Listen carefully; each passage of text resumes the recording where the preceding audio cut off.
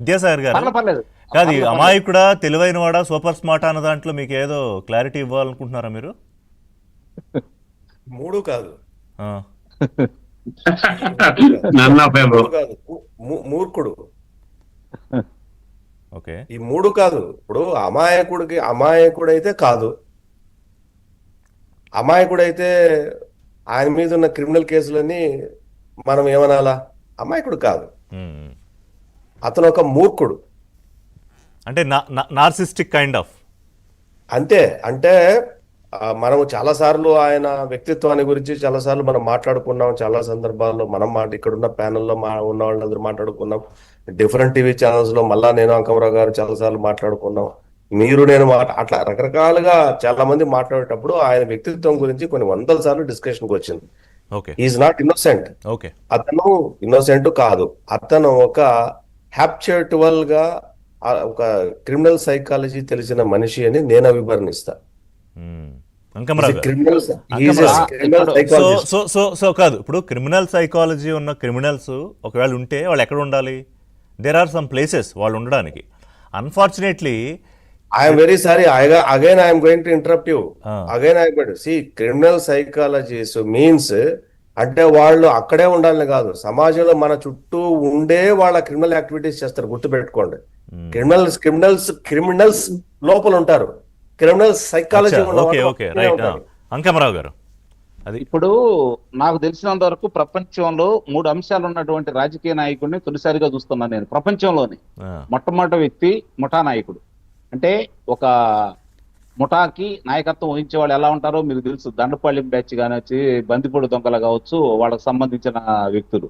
ఇంకొకటి గొప్ప రాజకీయవేత్తగా అవతారం ఎత్తాలనుకున్న వాళ్ళు. తర్వాత ఒక వ్యాపారస్తుడు. వీళ్ళు ముగ్గురు కలిసిన ఏకైక వ్యక్తి నాకు తెలిసినంత వరకు ప్రపంచంలో జగన్మోహన్ రెడ్డి. మీరు కావాలంటే చూసుకోండి, ఈ ముగ్గురు కలిసినటువంటి ఏ రాజకీయ నాయకుడు మీరు ఒక్కడ చూపించండి. అతనికి కావాల్సింది ఏంటంటే అధికారం వచ్చినా కూడా ముఠా నాయకుడిగా వ్యవహరిస్తాడు కాబట్టి 151 స్థానాలు ఈ ప్రజలు అతనికి ఇస్తే చేతులారా కాళ్ళదన్నుకొని ఇంతకంటే పరమ దరిద్రుడు నేను, నాకు ఇట్లాంటి అవకాశం ఇటు అని చెప్పి మీరు చేసినటువంటి తప్పు, ప్రజలది మీరే తప్పు కాబట్టి మీరే శిక్షించండి అని చెప్పి ప్రజల చేతిలో పెట్టి ప్రజలు తీర్పిచ్చిన తర్వాత ఈ రోజు 11 స్థానాలకు పరిమితమైపోయి చేసిన తప్పులన్నీ ఎంటబడతా ఉంటే, చేసిన అంశాలన్నీ ప్రభుత్వం కొంచెం ఆలస్యంగానైనా అంటే వేగవంతంగానో సత్వరమే వాళ్ళ మీద శిక్ష లేచే అవకాశాలు ఉన్నా కూడా ఎందుకో ఉదాసీనంగా జగన్మోహన్ రెడ్డి లాంటి బూచి అనే వ్యక్తి బయట ఉంటే తప్ప మన కూటమికి మనుగడ లేదని వీళ్ళు ఏమైనా భావిస్తున్నారో నాకైతే తెలియదు. కానీ ఋషి గారు అనలిస్ట్, ఇప్పుడు అన్ని చంద్రబాబు నాయుడు గారి చేతుల్లో ఉన్నాయా? నిస్సందేహంగా ఉన్నాయి. ముఖ్యమంత్రి గారు ఆయన చేతుల్లో లేక మీ దగ్గర నా దగ్గర ఉంటాయా ఋషి గారు? తప్పించుకోవడానికో లేకపోతే ఏదో పాపం వయసు పెద్ద అయినా భారం పడిందని చెప్పి మనం మాట్లాడుకోవడానికి తప్ప ఆయన చేతుల్లో లేక ఎవరి చేతిలో ఉంటది? అంతిమ నిర్ణయం ఆయనే కదా తీసుకోవాల్సింది. ఎలాంటి వాళ్ళని బజార్లో తిరగనిస్తున్నారు, ఎలాంటి వాళ్ళని సమాజంలో తిరగనిస్తున్నారు? నాకు ఈ ప్రశ్న ఎందుకు అడిగానంటే, ముఖ్యమంత్రి వైఎస్ఆర్సీపీ పార్టీ పేరు మార్చేశారు ఎప్పుడో. ఆయన ఏమంటున్నారు, గొడ్డల పార్టీ. నాకు సందేహం కూడా ఏమొస్తోందంటే, ఇదేదో బాగుందని జగన్మోహన్ రెడ్డి రేపు పార్టీ గుర్తు మార్చేసుకుంటాను ఎలక్షన్ కమిషన్ కి పెట్టుకుని గొడ్డల గుర్తు అడిగినా అడుగుతాడు. ఎందుకంటే ముఖ్యమంత్రి గొడ్డల పార్టీ అని అంత ఫేమస్ చేసేసారు. సో ఇప్పుడు ఏంటంటే ఆయన ఏమంటున్నారు, ఎక్కడికి వెళ్ళినా జగన్మోహన్ రెడ్డి గురించి మాట్లాడుతున్నారు. వారు చెప్పేది ఏంటంటే, ఎందుకు మాట్లాడాలని వారి లాజిక్ ఏంటంటే, ఇదిగో రాష్ట్రంలో ఇది జరుగుతోంది కానీ గొడ్డల పార్టీ దీన్ని ఇంకొకలాగా చూపిస్తోంది కాబట్టి ప్రజలకు మనం వాస్తవాలు చెప్పాలి అనేది. సో ఇంకొక వాదన ఏంటంటే, అసలు మీరు అతని గురించి మాట్లాడకండి అని, జగన్మోహన్ రెడ్డి గురించి మాట్లాడకండి, అసలు అతను ప్రస్తావన తీసుకురాకండి, మీ పని మీరు చేసుకుపోండి అని. మీరేమంటారు? ఇప్పుడు ఋషి గారు ఒక విషయం, ఒక రాజ్యాన్ని మనం గెలవాలి అంటే ఆ రాజ్యంలో ఉన్నటువంటి ఆ రాజుకున్నటువంటి బలాబలాలు కూడా ఒకసారి మనం పరిశీలించుకోవాలి.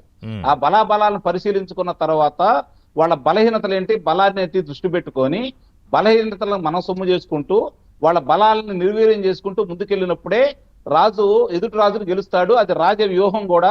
అంటే తక్కువ ఏదైతే మనుషులను చనిపోయే విధానం కాకుండా విజయం సాధించాలి అంటే ఎలాంటి మార్గాలు ఎన్నుకోవాలనుకునేది రాజు యొక్క విచక్షణను బట్టి, అతని ఆలోచన విధానాన్ని బట్టి ఆ ప్రజల్ని ఏ విధంగా పరిపాలిస్తాడు, ఏ విధంగా ముందుకు తీసుకెళ్తాడనే ఒక అభిప్రాయం మనకైతే కలుగుతుంది.